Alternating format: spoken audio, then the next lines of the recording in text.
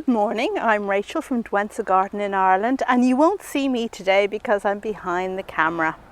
We have a little bit of sunshine today, so I thought it was the perfect opportunity to record the September garden tour of my garden, Douentza.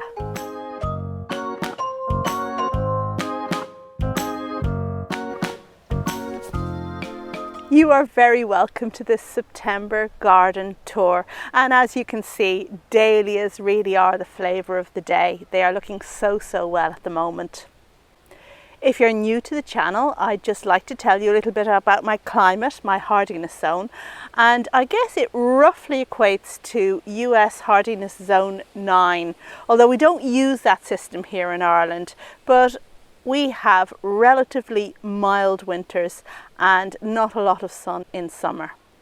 So now, without further ado, let's have a look at the garden. As you can see, autumn hasn't really set in fully because I still have leaves on my beech hedge here along the drive. And this is a beech hedge, a tapestry hedge I suppose is the term for it, because it's composed of green beech and copper beech planted as alternate bushes.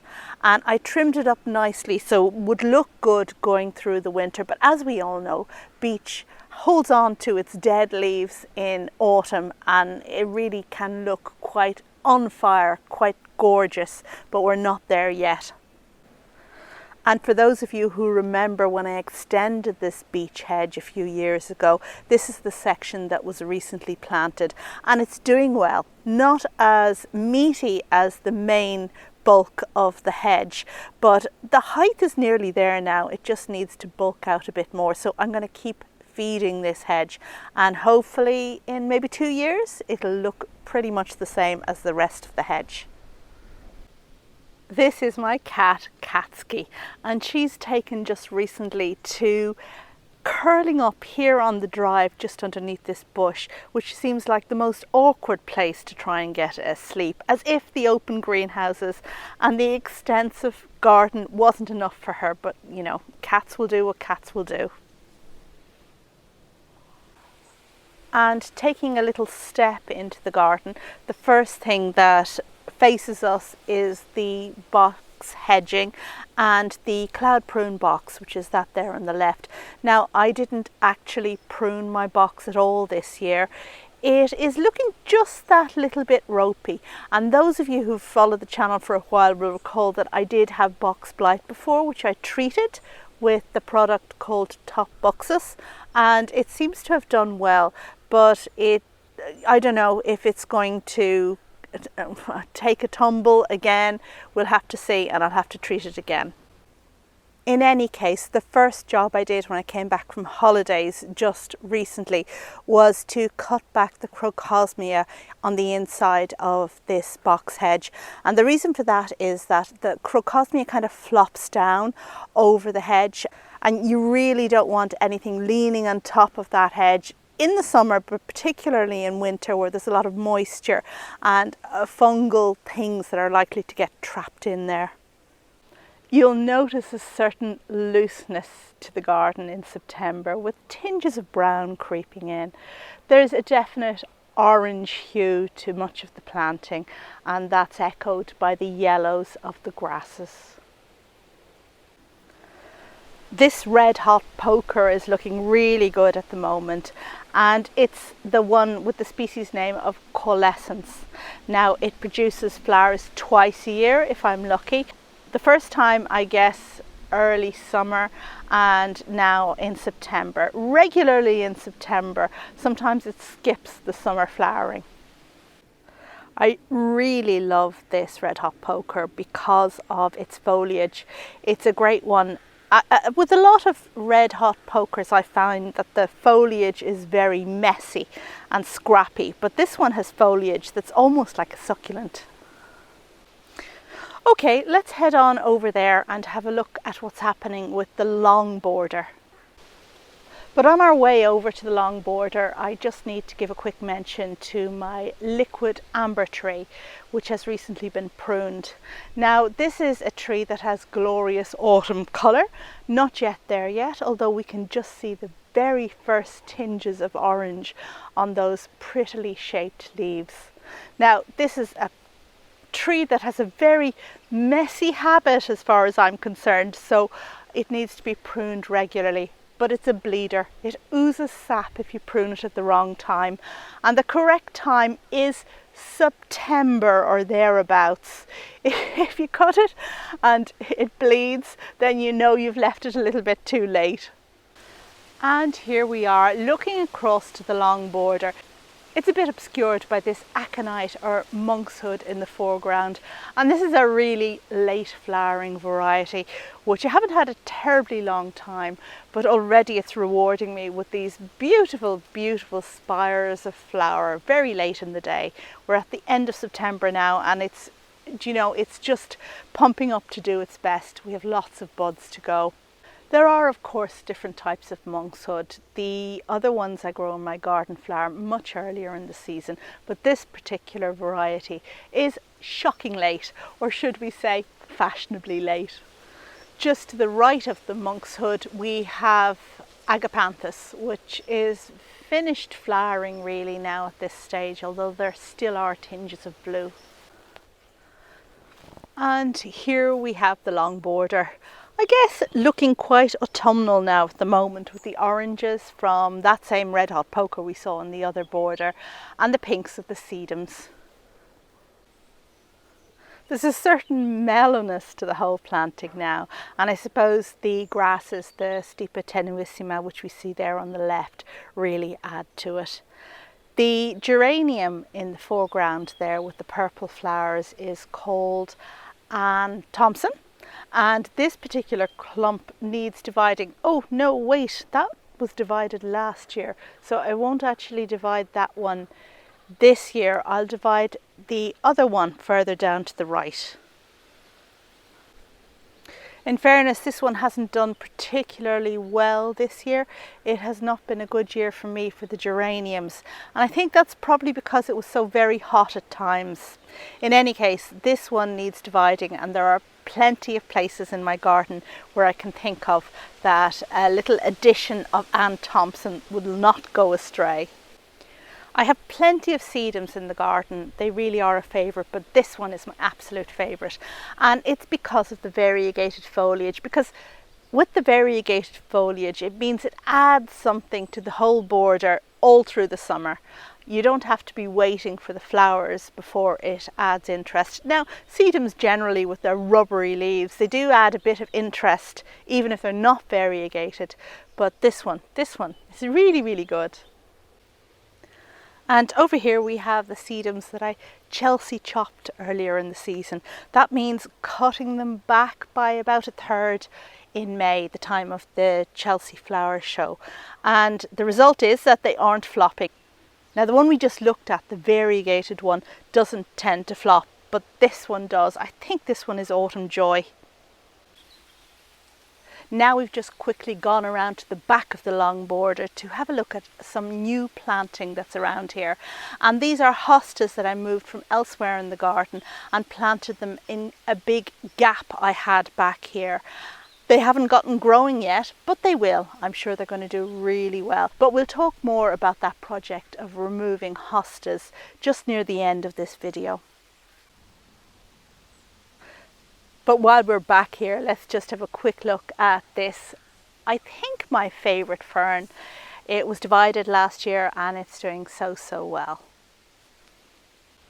And here you can see the special light that autumn brings about. The shadows are long and the light has a mellowness about it, which just really dovetails with the yellows and oranges of the planting. There are different ways of looking at it at this stage in the game, and I'm of the opinion that by September your garden is going over, and you can put a lot of effort into making it look neat and removing brown leaves and cutting edges, but you're fighting a losing battle. So in September I tend to concentrate on dahlias, deadheading dahlias and annuals, because I know they can keep giving, but just to gracefully let the rest of it go. And you know, we all deserve a rest, and we can enjoy the light, we can enjoy the tree colour and a few flowers. I think it's enough. In Ireland, if you're growing more exotic plants, then September is really the time when those get going, and that's because we don't have so much sun here in the summer. So those plants like cannas and bananas, they really get going by the end of the season when they've built enough energy from the sunshine that we have been able to give them. So if you grow that type of garden, then it makes sense to concentrate on keeping it looking pristine right into November even. And we've all seen Jimmy Blake's garden, Huntingbrook Garden. I took you on a tour there, and he will keep his show on the road until into November. But for me, I do grow exotic plants, but I grow them in a greenhouse. I'm more a sustainable gardener, and everything that I have out in the garden I like to leave and just let it deal with the Irish climate. So in September it's time for me to let go. Over here you can see some more of my favourite dahlias poking out from among the grasses. These ones over here are called tartan, and they're one of my favourites. They need a bout of deadheading. This is also one of the first jobs I did when I came home. Deadhead the dahlias and the annuals. And speaking of annuals, two that have done really well for me this year have been the Tithonia. This large orange plant in front of us did so well this year, grew so vigorous, produced so many flowers. And also the zinnias, which are the pink ones down below, they have really come up trumps. I did mention before about keeping on deadheading annuals, and that is important if you want continued flowers.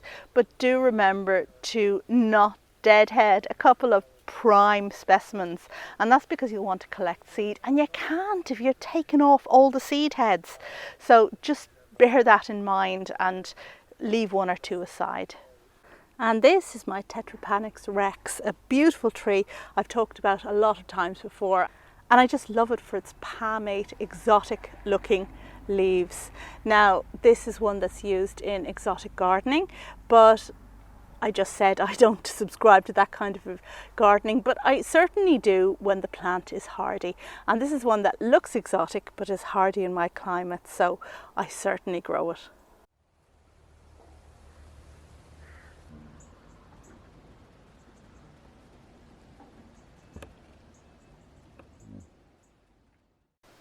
The red tree in the centre of this grouping here is a Viburnum, and it's the one, Mariesii is the name, anyway, name going up on the screen. I love it for its flowers early in the season, but I see now it's giving a little smattering of late flowers, but the main interest now at this stage is the reddish leaves.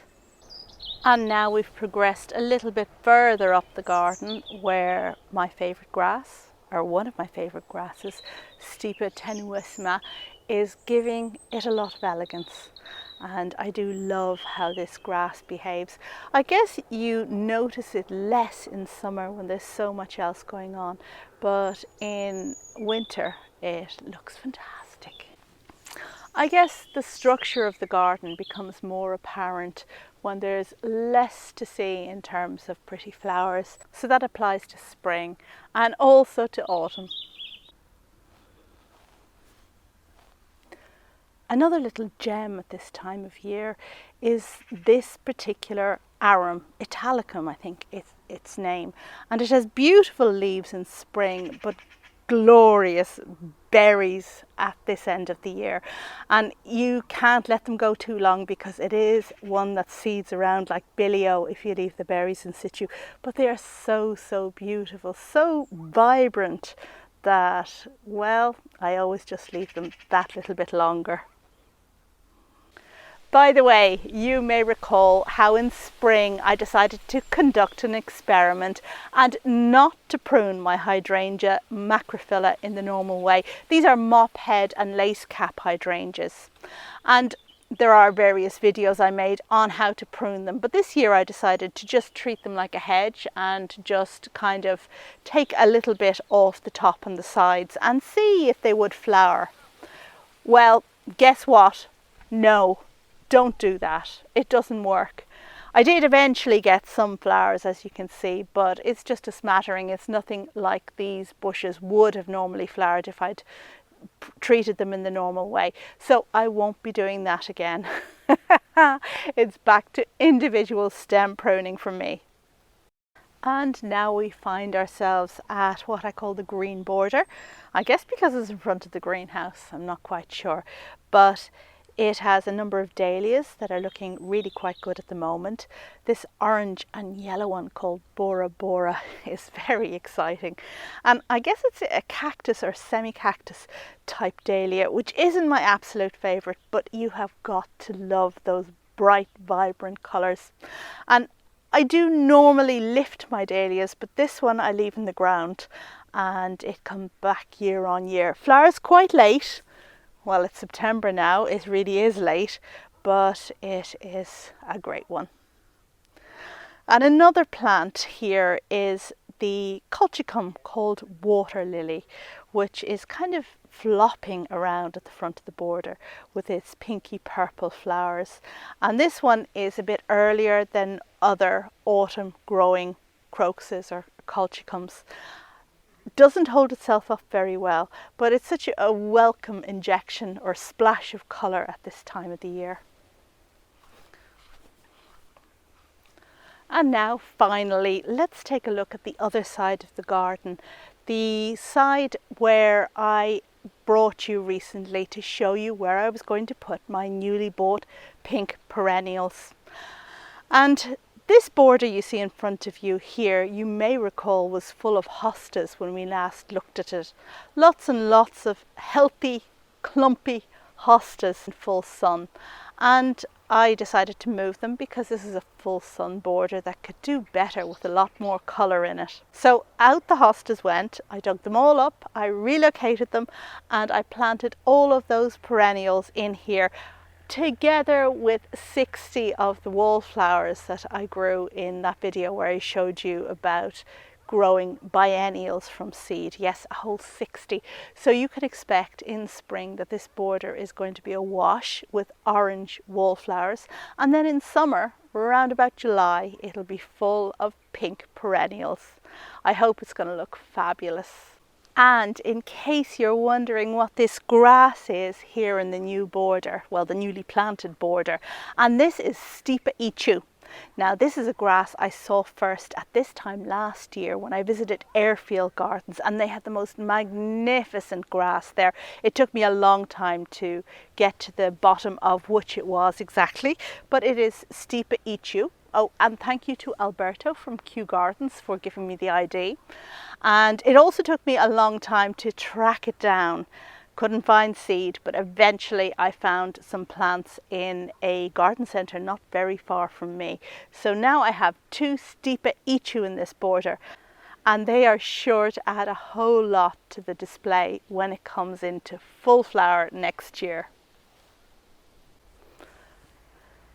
And now we've come to the end of my September garden tour of Douentza Garden here in Wexford, Ireland. I hope you've enjoyed it a lot. I hope you've had some prompts as to what you might want to do in your own garden at this time of year. And I hope that you will check back again for lots more videos of this nature.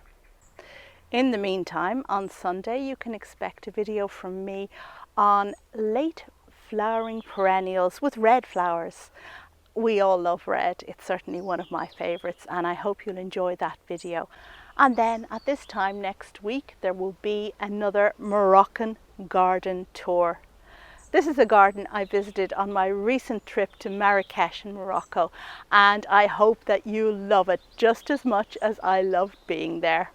Thanks as always for watching, and I'll see you on the next video. Bye!